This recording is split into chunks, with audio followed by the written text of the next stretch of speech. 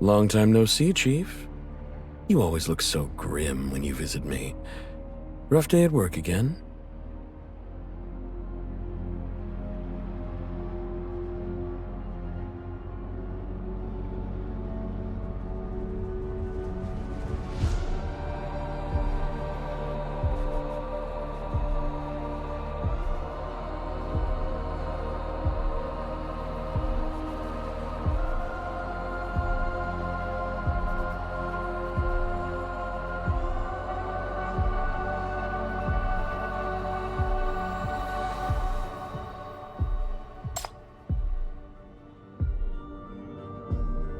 Then I'm very glad you made it back alive.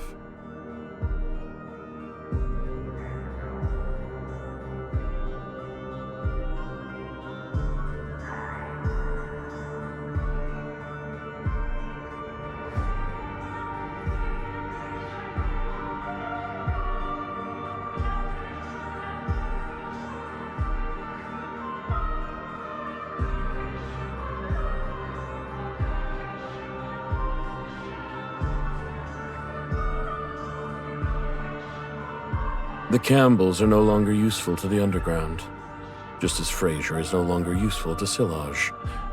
I've served my purpose, Chief. If I were in their shoes, I wouldn't risk my neck trying to save a spent pawn either.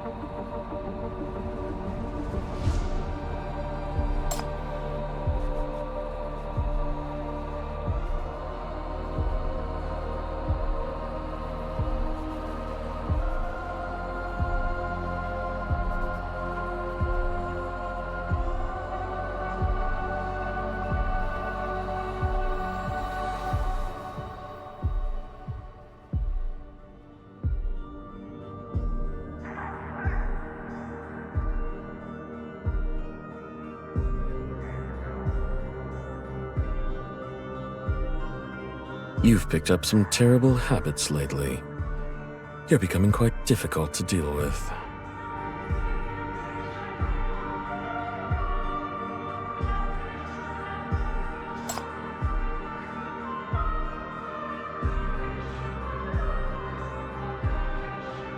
We are the ones who forged a direct pact with the Lord of the Underground. 4 people, 4 flowers.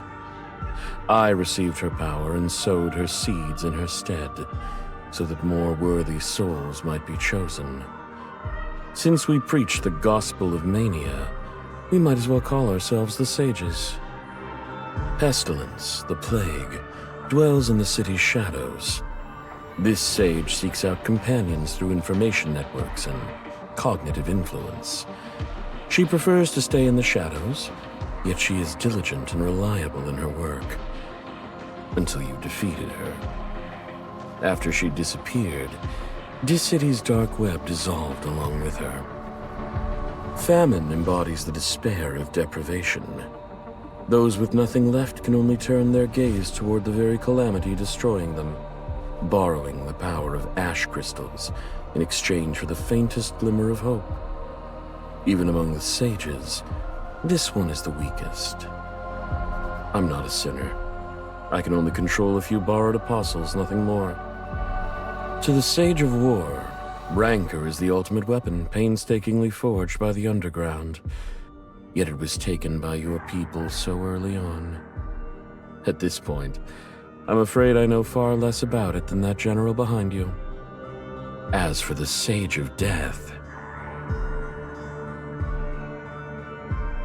she embodies both death and life itself.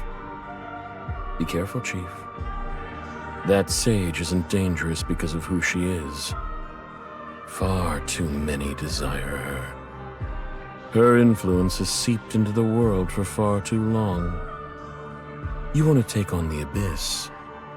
yet you know nothing about it.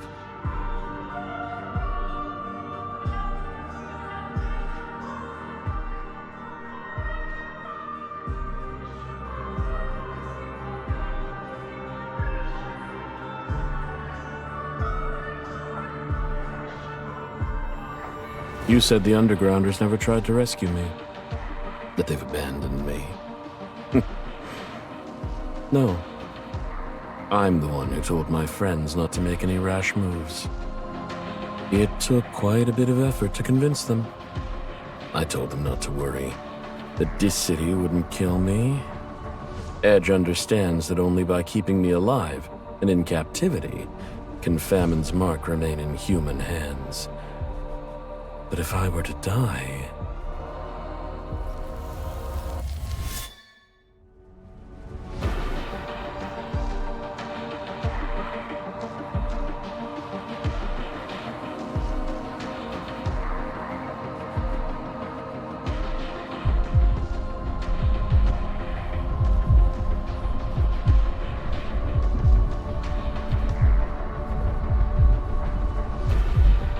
This power would immediately return to its true owner, then be granted to the next candidate. A new Sage of Famine would be born, becoming a threat to this city all over again. And unlike what happened with the Sage of War, you could no longer steal her power.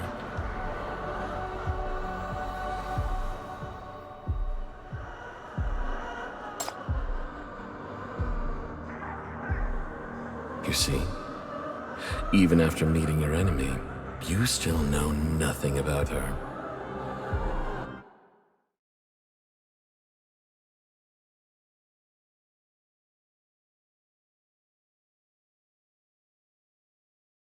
I shouldn't say any more. For one thing, my own understanding is limited. And for another, they did help make my wish come true. In any case, they're friends I should cherish and be grateful for. As for you...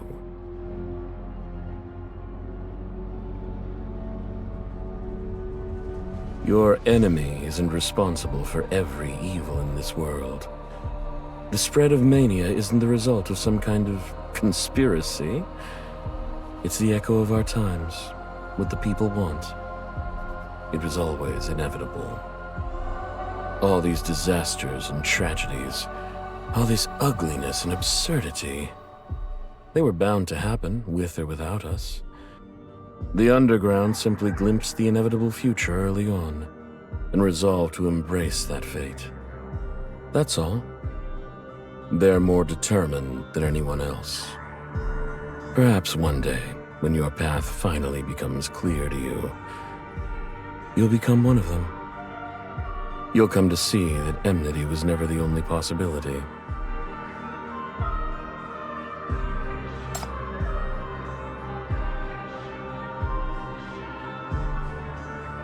One last piece of advice. Don't focus only on external threats. You may be surprised to discover that the real danger facing BR-003 and those scientist friends of yours is actually lurking within your own walls.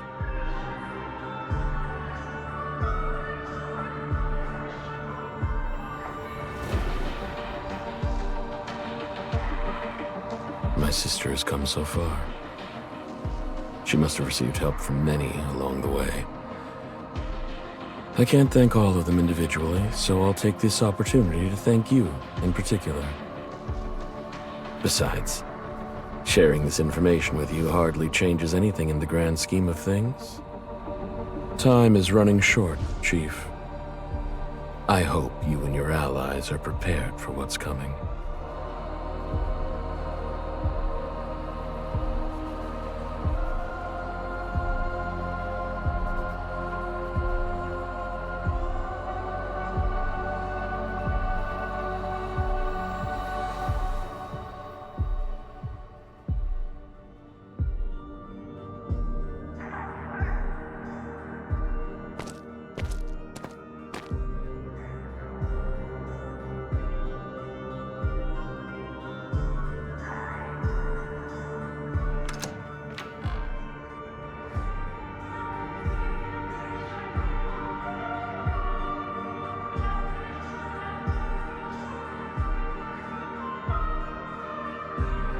If this is what he wants.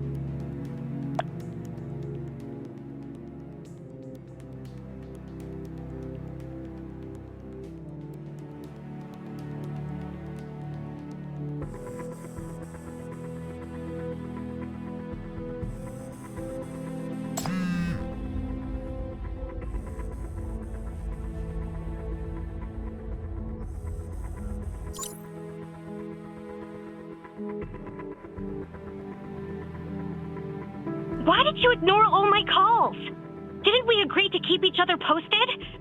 Weren't you supposed to personally verify everything? I was going out of my mind.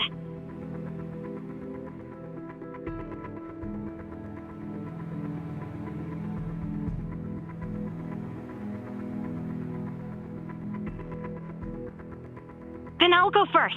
We haven't finished all the calculations yet. There's still about 14% left to go, and 27 new issues cropped up today. But the results have been promising so far. We've already identified 37 suspicious locations. Assuming the enemy has planted decoys, we're still conducting further analysis to narrow the list down. Once we've cut the number in half, we can start considering...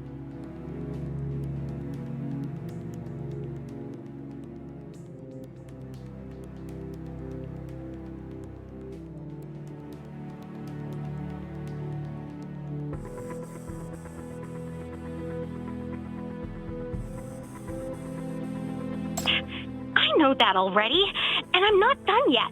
Listen, there's something else that really annoyed me. Everyone at the hub has been working their tails off. We're understaffed, and there are so many unexpected problems and a ton of calculations to be done. A few of us literally passed out after overdosing on energy drinks. We even had to pull Summer in to help. And yet, someone still had the nerve to slack off. Isomer, director of the Ring Research Institute, the Observation Hub's so-called partner, and she never showed up. Not once. Can you believe that?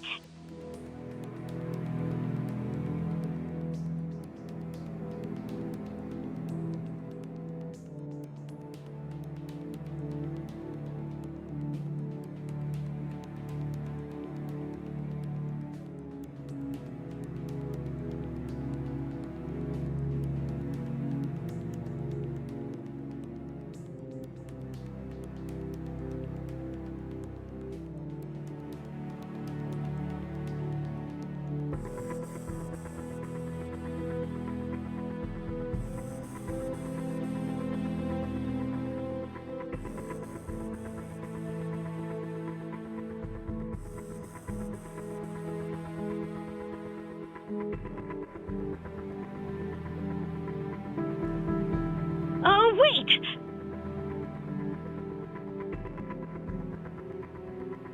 I wasn't just venting. I mean, we're so close to making it. We need all the help we can get, even if it comes from Isomer. So I was thinking, you two used to work pretty closely, right? And your personalities are similar too. You're both calculating and shrewd. You two seem to get along. So maybe you could talk some sense into her? Get her to come back and actually contribute?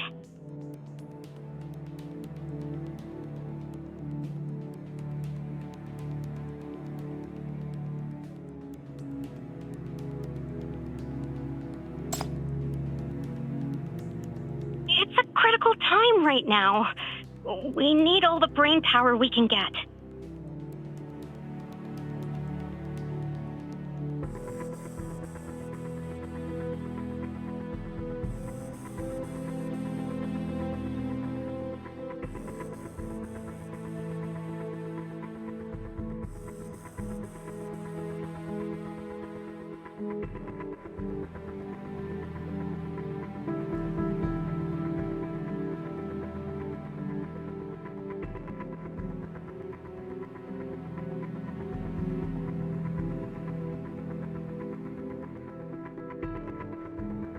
No, there's more to it.